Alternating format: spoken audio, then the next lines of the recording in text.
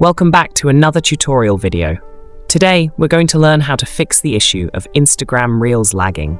If you've been struggling with choppy or slow Reels, don't worry, I've got you covered. Be sure to watch until the end to avoid any mistakes. First, open the Instagram app on your device and navigate to your profile.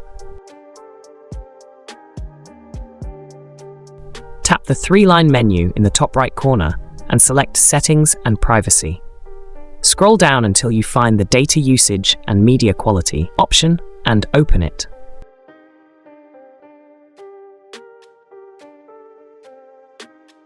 Here, you'll see two settings. If the Use Less Mobile Data option is enabled, it could be causing the lag. This feature is designed to save data, but can slow down loading times for photos and videos. Try disabling it and see if that resolves the issue. Another potential cause of lag is a cluttered app cache. If you haven't cleared your Instagram cache in a while, it might be affecting the app's performance. A simple fix for this is to reinstall Instagram.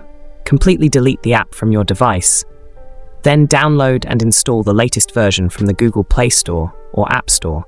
This will give you a fresh install, which often helps resolve such issues. If the problem persists, your internet connection might be the culprit.